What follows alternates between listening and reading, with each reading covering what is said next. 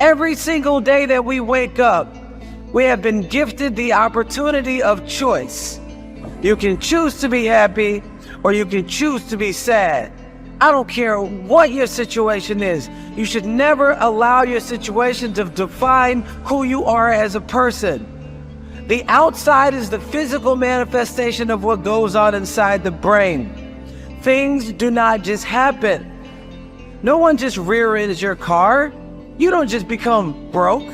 Broke is a mindset. Things don't just happen. Your pocketbook is not just below balance or on zero. You're not just overweight, just by chance you're just overweight. Things don't just happen. Your words can trip you. What you say can cause you to stumble. It can keep you from your potential. You're not snared by what you think. Negative thoughts come to us all. When you speak them out, you give them life. That's when they become a reality. When you say, I'll never get back in shape, it becomes more difficult. You just made it harder. When you say, I never get any good breaks, that stops the favor that was ordained for you. If you say, I'm not that talented, I don't have a good personality, that is setting the limits for your life. That is calling in mediocrity. So the recognition that negative thinking and unhappy states actually do nothing to change anything. If anything, they make it worse. So if there's enough awareness and you can suddenly look at that, and then you can ask yourself from the deeper perspective of awareness, do I want to continue to think these thoughts? Is that helpful or good? Do I really want that? Ask yourself, what is my limiting step? What is the one factor that determines the speed at which I achieve my goal, or whether I achieve it at all? Once you've answered this question, you can move on to making a plan for how to accomplish your goals by eliminating this limiting factor. Your ability to identify your limiting step is one of the best demonstrations of your intelligence, and your capacity to eliminate this limiting step is one of the best demonstrations of your overall competence in achieving anything you want. It's our thoughts that are manifesting this world. Now you could say that's a spiritual thing, and now I say not only is it spiritual, now it is fundamental basic science of the universe. And it says then the thoughts are creative. Well, if the thoughts are creative, then who's having the thought? And you start to realize I'm having the thought. Well, then the truth is simple. As Richard Conn Henry said, you are creating this world with your mental activity and your spirituality combined. And then all of a sudden it says, well, then if I'm creating the world, then my original belief that when things didn't go right, I was a victim. The universe wasn't supporting me. You know, it's like, oh, I try so hard and the universe is not giving me things. It turns 180 degrees around.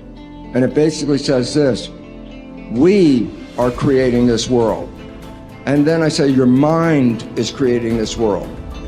Although you cannot change conditions or circumstance, you don't have to let them control you. We can't control what's going on outside, but we can control what's going on inside. You know, and unfortunately, I don't think many of us have been raised to really understand that. And it's a lack of understanding that's causing all our problems. We are the only creature on the planet that's totally disoriented in our environment. All the little squirrels, the birds, all the animals are completely at home in their environment. They blend in. You and I are totally disoriented in our environment. We've been given the mental faculties to create our own environment. However, we go right through school and we've never learned that.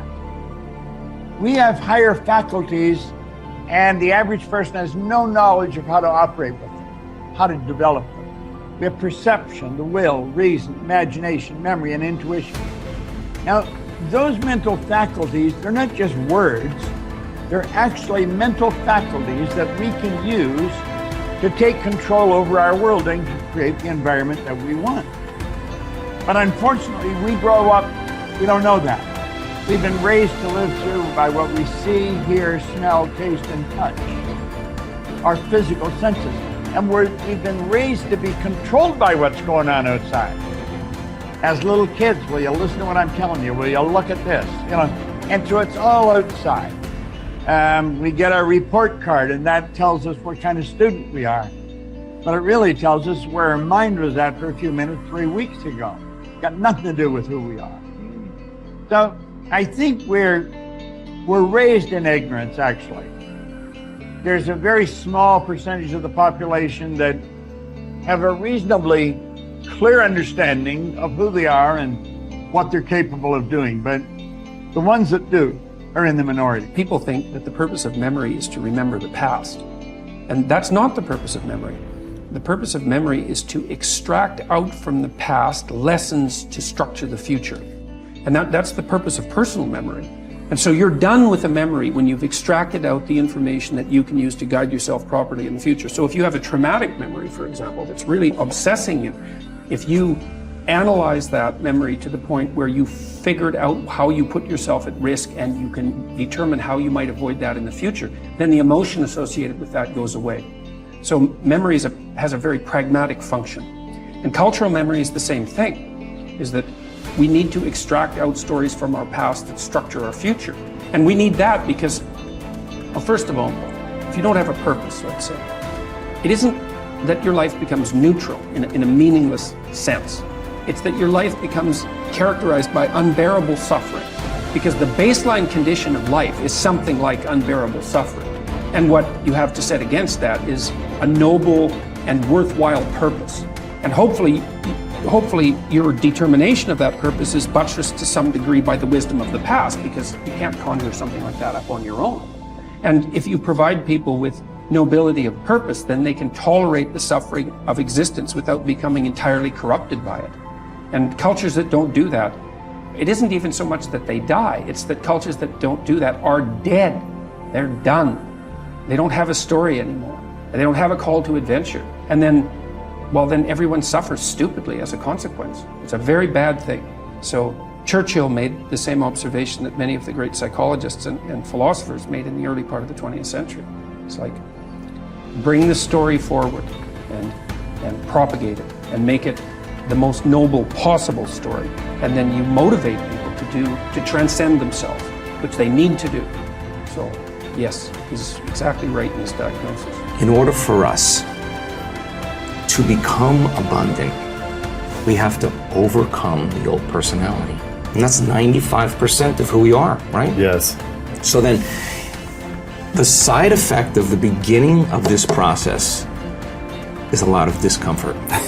It is a lot of discomfort because you're stepping outside the known into the unknown, and now you can't predict. It's scary. No, you'd rather hold on to your lack. The pain, the and suffering. Rather tell the story of that. At least it makes you feel something that's familiar. Mm-hmm. When you step outside and you're saying, I'm not going to complain about money any longer. I'm not going to complain about I don't have any. I'm not going to judge other people who do. I'm not going to say I can. I'm not worthy. It's never going to work. All those things got to go. I'm not going to feel lack. I'm not going to feel unworthy. I'm not going to feel separation. I'm not going to feel resentment. These are the things that are keeping my reality the same. Now it's no longer about abundance, about who you become. Mm-hmm. The most successful people are long-term thinkers. They look into the future as far as they can to determine the kind of people they want to become and the goals they want to achieve. They then come back to the present and determine the things that they will have to do or not do to achieve their desired futures. This practice of long-term thinking applies to work, career, marriage, relationships, money, and personal conduct. Successful people make sure that everything they do in the short term is consistent with where they want to end up in the long term. They practice self-discipline at all times. You see this willingness to sacrifice in people who spend many hours and even years preparing, studying, and upgrading their skills to make themselves more valuable, so that they can have a better life in the future, rather than spending most of their time socializing and having fun in the present. Your ability to think, plan, and work hard in the short term, and to discipline yourself to do what is right and necessary before you do what is fun and easy, is the key to creating a wonderful future for yourself. Your ability to think long term is a developed skill. As you get better at it, you become more able to predict with increasing accuracy. what is likely to happen to you in the future as the result of your actions in the present. This is a quality of the superior thinker. The common denominator of success was that successful people make a habit of doing the things that unsuccessful people don't like to do. And what were these things? It turned out that the things that successful people don't like to do are the same things that failures don't like to do either. But successful people do them anyway because they know that this is the price they have to pay if they want to enjoy greater success and rewards in the future. Successful people are more concerned with pleasing results, whereas failures were more concerned about pleasing method. Successful, happy people were more concerned with the positive, long-term consequences of their behaviors, whereas unsuccessful people were more concerned with personal enjoyment and immediate gratification. The top people were those who were more concerned with activities that were goal-achieving, whereas average people were more concerned with activities that were tension-relieving